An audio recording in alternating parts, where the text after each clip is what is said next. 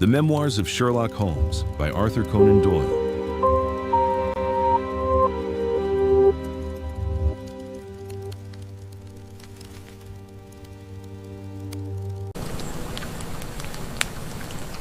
The Stockbroker's Clerk.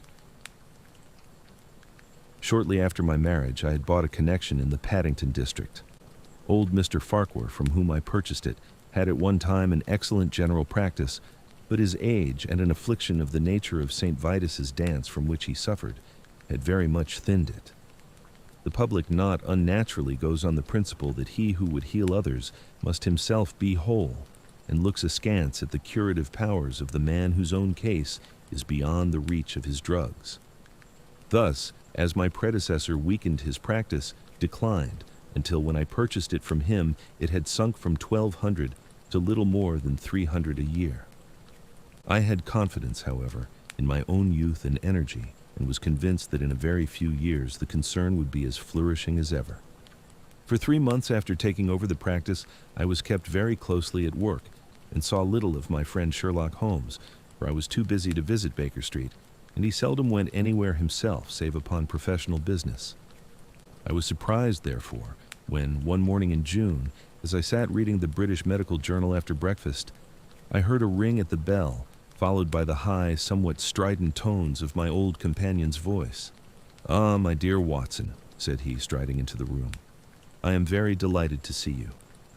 I trust that Mrs. Watson has entirely recovered from all the little excitements connected with our adventure of the Sign of 4. "Thank you. We are both very well," said I, shaking him warmly by the hand. "And I hope, also," he continued, sitting down in the rocking chair, "that the cares of medical practice have not entirely obliterated the interest which you used to take in our little deductive problems." "On the contrary," I answered, "it was only last night that I was looking over my old notes and classifying some of our past results. I trust that you don't consider your collection closed. Not at all. I should wish nothing better than to have some more of such experiences. Today, for example? Yes, today, if you like. And as far off as Birmingham? Certainly, if you wish it. And the practice? I do my neighbor's when he goes. He's always ready to work off the debt." "Ha! Nothing could be better," said Holmes, leaning back in his chair and looking keenly at me from under his half-closed lids. "I perceive that you have been unwell lately. Summer colds are always a little trying. I was confined to the house by a severe chill for 3 days last week. I thought, however, that I had cast off every trace of it." "So you have. You look remarkably robust. How then did you know of it?" "My dear fellow, you know my methods." "You deduced it then?" "Certainly. And from what?" "From your slippers." I glanced down at the new patent leathers which I was wearing. "How on earth—" I began, but Holmes answered my question before it was asked. "Your slippers are new," he said. "You could not have had them more than a few weeks. The soles which you are at this moment presenting to me are slightly scorched. For a moment I thought they might have got wet and been burned in the drying.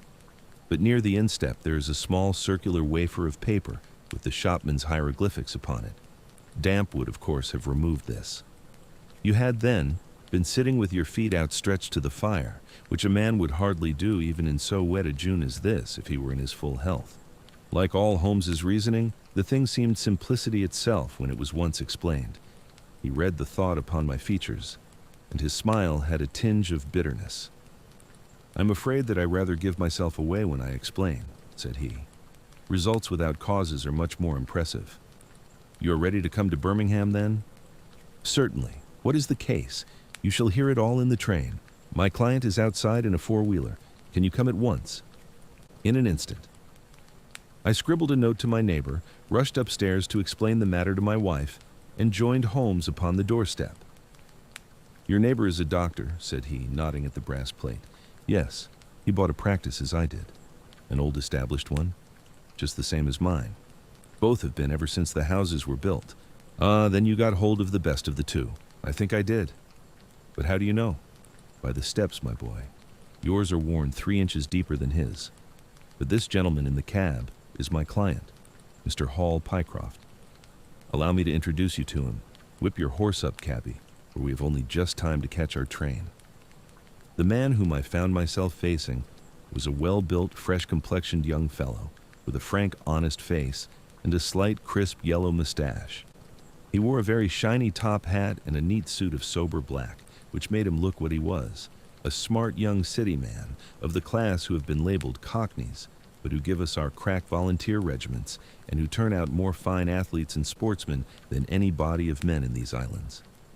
His round, ruddy face was naturally full of cheeriness, but the corners of his mouth seemed to me to be pulled down in a half-comical distress.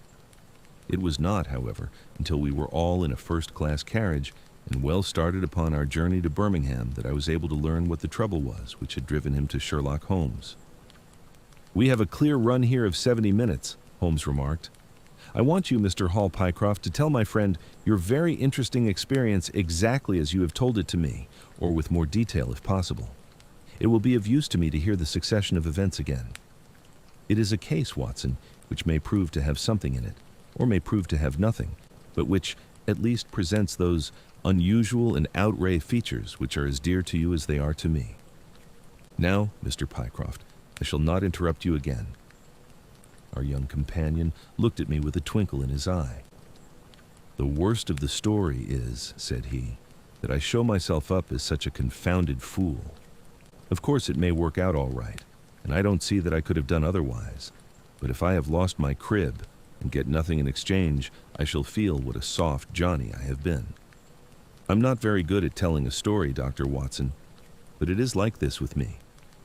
I used to have a billet at Coxon and Woodhouse of Draper's Gardens, but they were let in early in the spring through the Venezuelan loan, as no doubt you remember, and came a nasty cropper. I had been with them 5 years, and old Coxon gave me a ripping good testimonial when the smash came. But of course, we clerks were all turned adrift, the 27 of us. I tried here and tried there, but there were lots of other chaps on the same lay as myself, and it was a perfect frost for a long time. I had been taking £3 a week at Coxon's, and I had saved about 70 of them, but I soon worked my way through that and out at the other end. I was fairly at the end of my tether at last, and could hardly find the stamps to answer the advertisements or the envelopes to stick them to.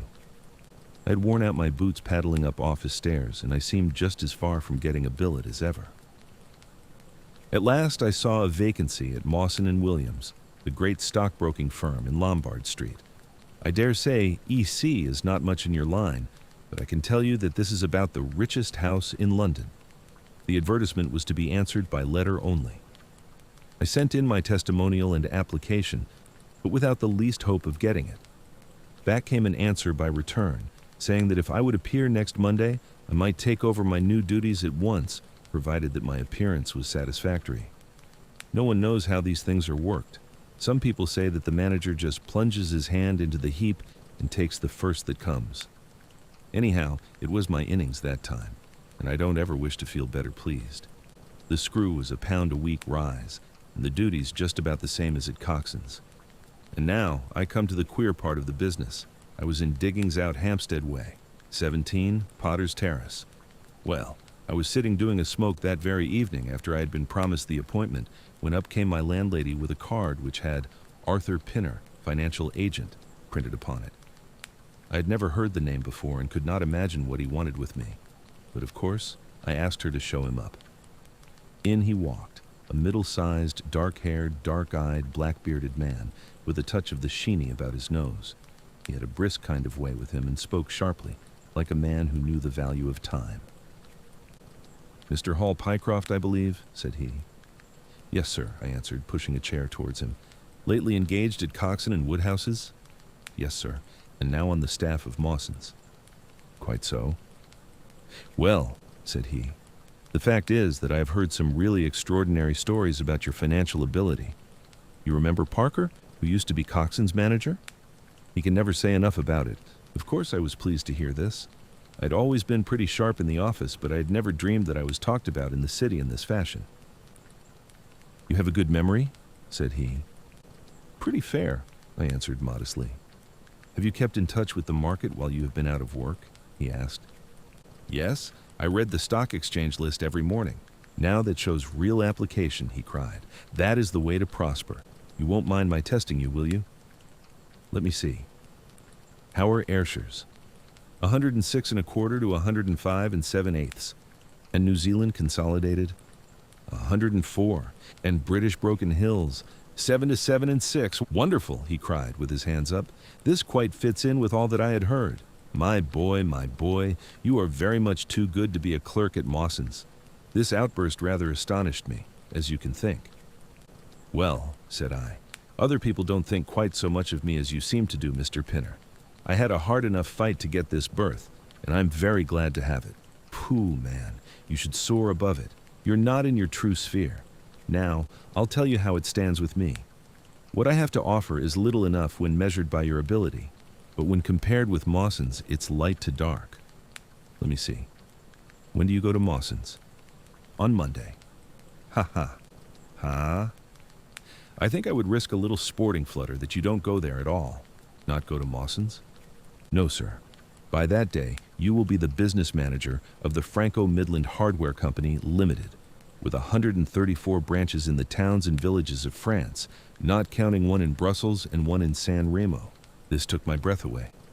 I never heard of it, said I. Very likely not. It has been kept very quiet, for the capital was all privately subscribed, and it's too good a thing to let the public into. My brother, Harry Pinner, is promoter, and joins the board after allotment as managing director. He knew I was in the swim down here, and asked me to pick up a good man cheap, a young, pushing man with plenty of snap about him. Parker spoke of you, and that brought me here tonight. We can only offer you a beggarly 500 to start with. 500 a year, I shouted. Only that at the beginning. But you are to have an overriding commission of 1% on all business done by your agents, and you may take my word for it that this will come to more than your salary. But I know nothing about hardware. Tut, my boy, you know about figures. My head buzzed, and I could hardly sit still in my chair, but suddenly a little chill of doubt came upon me. I must be frank with you, said I. Mawson only gives me 200, but Mawson is safe. Now, really, I know so little about your company that... Ah, smart, he cried in a kind of ecstasy of delight. You are the very man for us. You are not to be talked over, and quite right, too. Now, here's a note for £100, and if you think that we can do business, you may just slip it into your pocket as an advance upon your salary. That's very handsome, said I. When should I take over my new duties? Be in Birmingham tomorrow at 1, said he. I have a note in my pocket here which you will take to my brother. You will find him at 126B, Corporation Street, where the temporary offices of the company are situated. Of course, he must confirm your engagement, but between ourselves, it will be all right. Really, I hardly know how to express my gratitude, Mr. Pinner, said I. Not at all, my boy. You've only got your desserts. There are one or two small things, mere formalities, which I must arrange with you.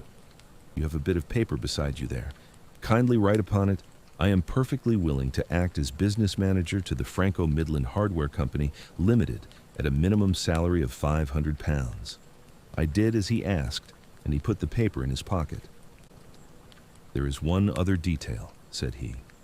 What do you intend to do about Mawson's? I'd forgotten all about Mawson's in my joy. I'll write and resign, said I. Precisely what I don't want you to do. I had a row over you with Mawson's manager. I'd gone up to ask him about you, and he was very offensive, accused me of coaxing you away from the service of the firm and that sort of thing. At last, I fairly lost my temper. If you want good men, you should pay them a good price, said I. He would rather have our small price than your big one, said he. I'll lay you a fiver, said I, that when he has my offer, you'll never so much as hear from him again. Done, said he. We picked him out of the gutter, and he won't leave us so easily. Those were his very words.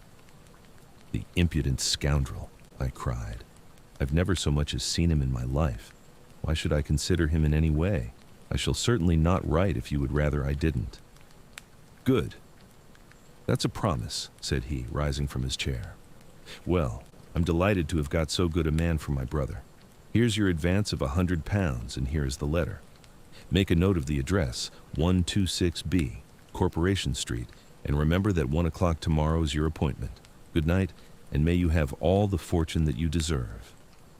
That's just about all that passed between us, as near as I can remember. You can imagine, Dr. Watson, how pleased I was at such an extraordinary bit of good fortune. I sat up half the night, hugging myself over it, and next day I was off to Birmingham in a train that would take me in plenty time for my appointment. I took my things to a hotel in New Street, and then I made my way to the address which had been given me. It was a quarter of an hour before my time, but I thought that would make no difference. 126B was a passage between two large shops which led to a winding stone stair from which there were many flats, led as offices to companies or professional men. The names of the occupants were painted at the bottom on the wall, but there was no such name as the Franco Midland Hardware Company, Limited. I stood for a few minutes with my heart in my boots, wondering whether the whole thing was an elaborate hoax or not, when up came a man and addressed me. He was very like the chap I had seen the night before, the same figure and voice, but he was clean-shaven and his hair was lighter. "Are you Mr. Hall Pycroft?" he asked. "Yes," said I. "Oh, I was expecting you, but you are a trifle before your time. I had a note from my brother this morning in which he sang your praises very loudly. I was just looking for the offices when you came. We have not got our name up yet, for we only secured these temporary premises last week. Come up with me, and we will talk the matter over." I followed him to the top of a very lofty stair, and there, right under the slates, were a couple of empty, dusty little rooms, uncarpeted and uncurtained, into which he led me. I had thought of a great office with shining tables and rows of clerks such as I was used to, and I dare say I stared rather straight at the two deal chairs and one little table, which, with a ledger and a wastepaper basket, made up the whole furniture. "Don't be disheartened, Mr. Pycroft," said my new acquaintance, seeing the length of my face. "Rome was not built in a day, and we have lots of money at our backs, but we don't cut much dash yet in offices. Pray sit down and let me have your letter." I gave it to him, and he read it over very carefully. "You seem to have made a vast impression upon my brother Arthur," said he, "and I know that he is a pretty shrewd judge. He swears by London, you know, and I by Birmingham, but this time I shall follow his advice. Pray consider yourself definitely engaged." "What are my duties?" I asked. "You will eventually manage the great depot in Paris, which will pour a flood of English crockery into the shops of 134 agents in France. The purchase will be completed in a week, and meanwhile you will remain in Birmingham and make yourself useful." "How?" For answer, he took a big red book out of a drawer. "This is a directory of Paris," said he, "with the trades after the names of the people. I want you to take it home with you, and to mark off all the hardware sellers with their addresses. It would be of the greatest use to me to have them." "Surely there are classified lists," I suggested. "Not reliable ones. Their system is different from ours. Stick at it, and let me have the lists by Monday, at 12. "Good day, Mr. Pycroft. If you continue to show zeal and intelligence, you will find the company a good master." I went back to the hotel with the big book under my arm, and with very conflicting feelings in my breast. On the one hand, I was definitely engaged and had £100 in my pocket. On the other, the look of the offices, the absence of name on the wall, and other of the points which would strike a businessman had left a bad impression as to the position of my employers. However, come what might, I had my money, so I settled down to my task. All Sunday I was kept hard at work, and yet by Monday I had only got as far as H. I went round to my employer, found him in the same dismantled kind of room, and was told to keep at it until Wednesday, and then come again. On Wednesday it was still unfinished, so I hammered away until Friday, that is, yesterday. Then I brought it round to Mr. Harry Pinner. "Thank you very much," said he. "I fear that I underrated the difficulty of the task. This list will be of very material assistance to me." "It took some time," said I. "And now," said he, "I want you to make a list of the furniture shops, for they all sell crockery." "Very good, and you can come up tomorrow evening, at 7, and let me know how you are getting on. Don't overwork yourself. A couple of hours at Day's Music Hall in the evening would do you no harm after your labors." He laughed as he spoke, and I saw with a thrill that his second tooth upon the left-hand side had been very badly stuffed with gold. Sherlock Holmes rubbed his hands with delight, and I stared with astonishment at our client. "You may well look surprised, Dr. Watson, but it is this way," said he. "When I was speaking to the other chap in London, at the time that he laughed at my not going to Mawson's, I happened to notice that his tooth was stuffed in this very identical fashion. The glint of the gold in each case caught my eye, you see. When I put that with the voice and figure being the same, and only those things altered which might be changed by a razor or a wig, I could not doubt that it was the same man. Of course, you expect two brothers to be alike, but not that they should have the same tooth stuffed in the same way. He bowed me out, and I found myself in the street, hardly knowing whether I was on my head or my heels. Back I went to my hotel, put my head in a basin of cold water, and tried to think it out. Why had he sent me from London to Birmingham? Why had he got there before me? And why had he written a letter from himself to himself? It was altogether too much for me, and I could make no sense of it. And then suddenly it struck me that what was dark to me might be very light to Mr. Sherlock Holmes. I had just time to get up to town by the night train to see him this morning, and to bring you both back with me to Birmingham. There was a pause after the stockbroker's clerk had concluded his surprising experience. Then Sherlock Holmes cocked his eye at me, leaning back on the cushions with a pleased and yet critical face, like a connoisseur who has just taken his first sip of a Comet vintage. "Rather fine, Watson, is it not?" said he. "There are points in it which please me. I think that you will agree with me that an interview with Mr. Arthur Harry Pinner in the temporary offices of the Franco Midland Hardware Company, Limited, would be a rather interesting experience for both of us." "But how can we do it?" I asked. "Oh, easily enough," said Hall Pycroft cheerily. "You are two friends of mine who are in want of a billet, and what could be more natural than that I should bring you both round to the managing director?" "Quite so, of course," said Holmes. "I should like to have a look at the gentleman, and see if I can make anything of his little game.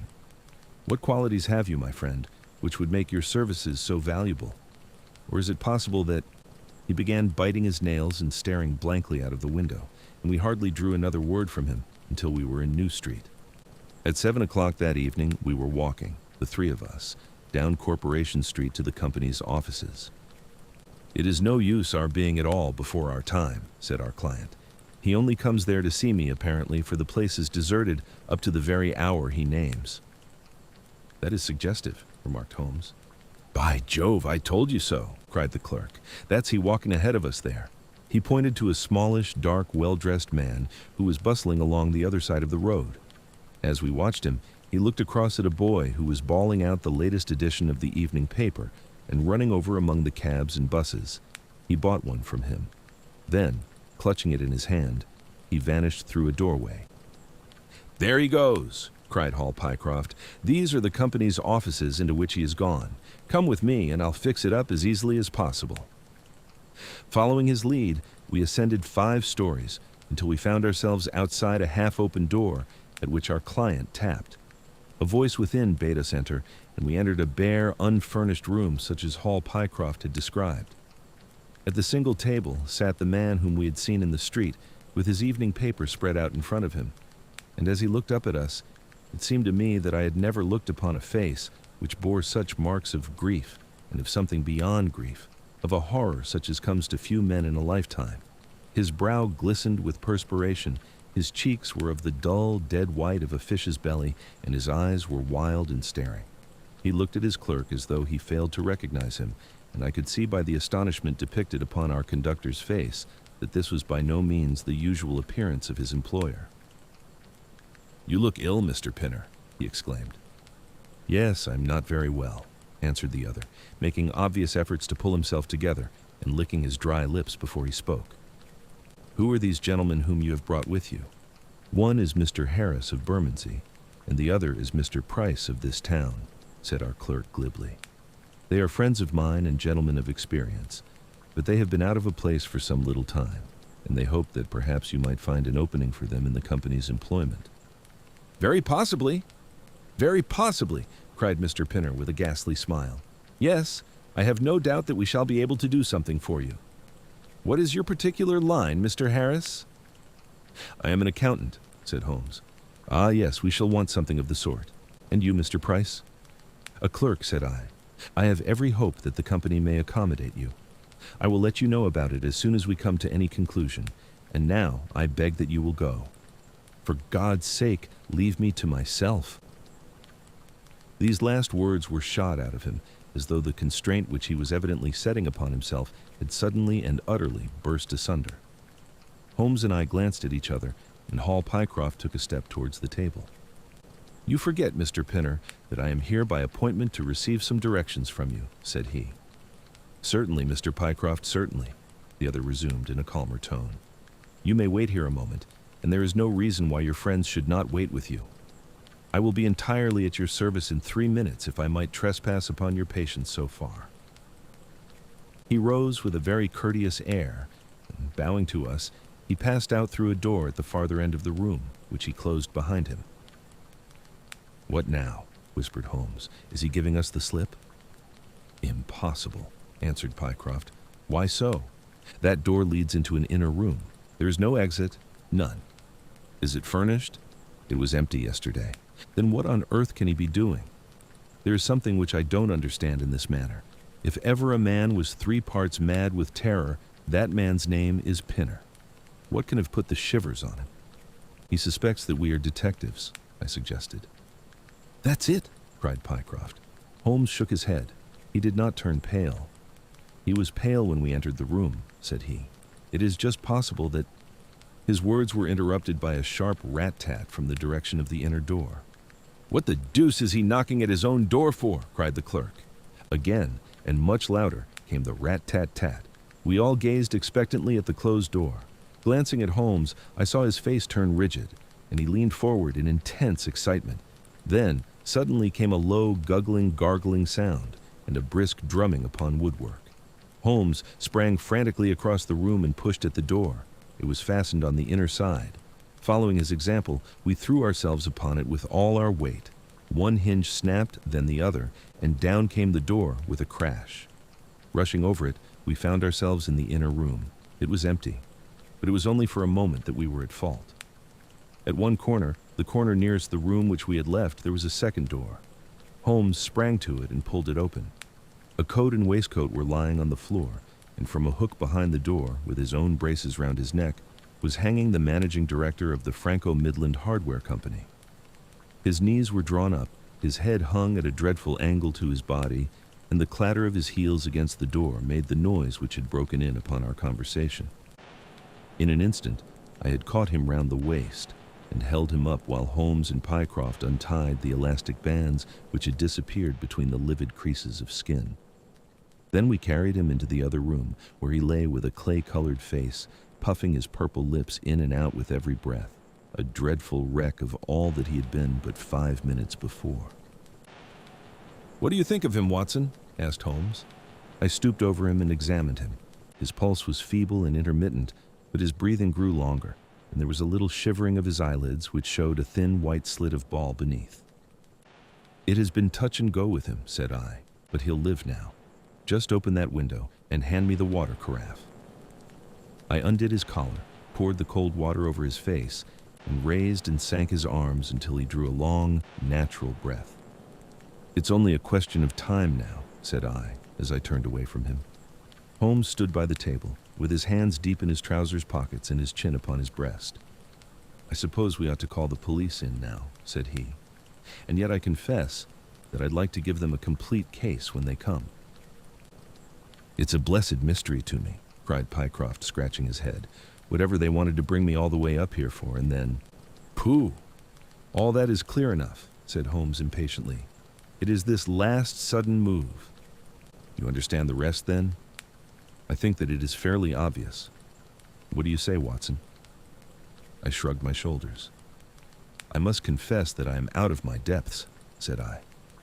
"Oh, surely if you consider the events at first, they can only point to one conclusion. What do you make of them?" "Well, the whole thing hinges upon 2 points. The first is the making of Pycroft write a declaration by which he entered the service of this preposterous company. Do you not see how very suggestive that is?" "I'm afraid I missed the point." "Well, why did they want him to do it? Not as a business matter, for these arrangements are usually verbal, and there was no earthly business reason why this should be an exception. Don't you see, my young friend, that they were very anxious to obtain a specimen of your handwriting and had no other way of doing it? And why? Quite so. Why? When we answer that we have made some progress with our little problem. Why? There can be only one adequate reason. Someone wanted to learn to imitate your writing and had to procure a specimen of it first. And now, if we pass on to the second point, we find that each throws light upon the other. That point is the request made by Pinner that you should not resign your place, but should leave the manager of this important business in the full expectation that a Mr. Hall Pycroft, whom he had never seen, was about to enter the office upon the Monday morning. "My God," cried our client, "what a blind beetle I have been." Now you see the point about the handwriting. Suppose that someone turned up in your place who wrote a completely different hand from that in which you had applied for the vacancy. Of course the game would have been up. But in the interval, the rogue had learned to imitate you, and his position was therefore secure, as I presume that nobody in the office had ever set eyes upon you. "Not a soul," groaned Hall Pycroft. "Very good. Of course it was of the utmost importance to prevent you from thinking better of it, and also to keep you from coming into contact with anyone who might tell you that your double was at work in Mawson's office. Therefore they gave you a handsome advance on your salary, and ran you off to the Midlands, where they gave you enough work to do to prevent your going to London, where you might have burst their little game up. That is all plain enough. But why should this man pretend to be his own brother? Well, that is pretty clear also. There are evidently only two of them in it. The other is impersonating you at the office. This one acted as your engager, and then found that he could not find you an employer without admitting a third person into his plot, that he was most unwilling to do. He changed his appearance as far as he could, and trusted that the likeness, which you could not fail to observe, would be put down to a family resemblance. But for the happy chance of the gold stuffing, your suspicions would probably never have been aroused." Hall Pycroft shook his clenched hands in the air. "Good Lord," he cried. "While I have been fooled in this way, what has this other Hall Pycroft been doing at Mawson's? What should we do, Mr. Holmes? Tell me what to do. We must wire to Mawson's. They shut at 12 on Saturdays. Never mind. There may be some doorkeeper or attendant. Ah, yes, they keep a permanent guard there on account of the value of the securities that they hold. I remember hearing it talked of in the city. Very good. We shall wire to him and see if all is well, and if a clerk of your name is working there.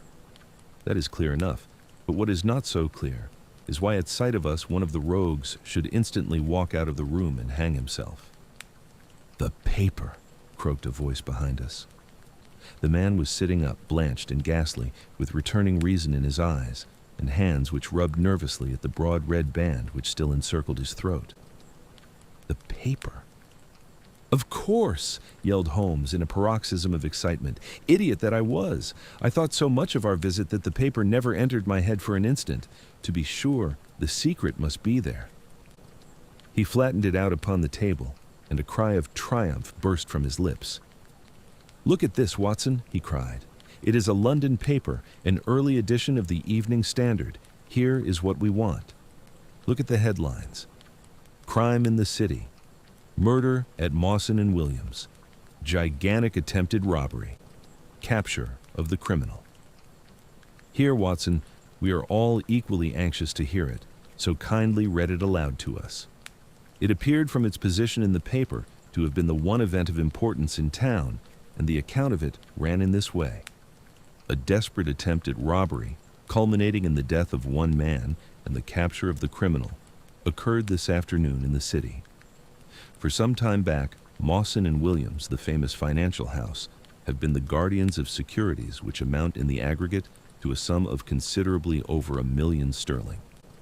So conscious was the manager of the responsibility which devolved upon him in consequence of the great interests at stake that safes of the very latest construction have been employed, and an armed watchman has been left day and night in the building. It appears that last week a new clerk named Hall Pycroft was engaged by the firm. This person appears to have been none other than Beddington, the famous forger and cracksman, who, with his brother, had only recently emerged from a 5-year spell of penal servitude. By some means which are not yet clear, he succeeded in winning, under a false name, this official position in the office, which he utilized in order to obtain molding of various locks and a thorough knowledge of the position of the strong room and the safes. It is customary at Mawson's for the clerks to leave at midday on Saturday. Sergeant Tucson of the city police was somewhat surprised, therefore, to see a gentleman with a carpet bag come down the steps at 20 minutes past 1. His suspicions being aroused, the sergeant followed the man and with the aid of Constable Pollock succeeded, after a most desperate resistance, in arresting him. It was at once clear that a daring and gigantic robbery had been committed. Nearly £100,000 worth of American railway bonds, with a large amount of scrip in other mines and companies, was discovered in the bag. On examining the premises, the body of the unfortunate watchman was found, doubled up and thrust into the largest of the safes, where it would not have been discovered until Monday morning had it not been for the prompt action of Sergeant Tucson. The man's skull had been shattered by a blow from a poker delivered from behind. There could be no doubt that Beddington had obtained entrance by pretending that he had left something behind him, and having murdered the watchman, rapidly rifled the large safe, and then made off with his booty. His brother, who usually works with him, has not appeared in this job as far as can at present be ascertained, although the police are making energetic inquiries as to his whereabouts. "Well, we may save the police some little trouble in that direction," said Holmes, glancing at the haggard figure huddled up by the window. "Human nature is a strange mixture, Watson. You see that even a villain and murderer can inspire such affection that his brother turns to suicide when he learns that his neck is forfeited. However, we have no choice as to our action. The doctor and I will remain on guard, Mr. Pycroft, if you will have the kindness to step out for the police."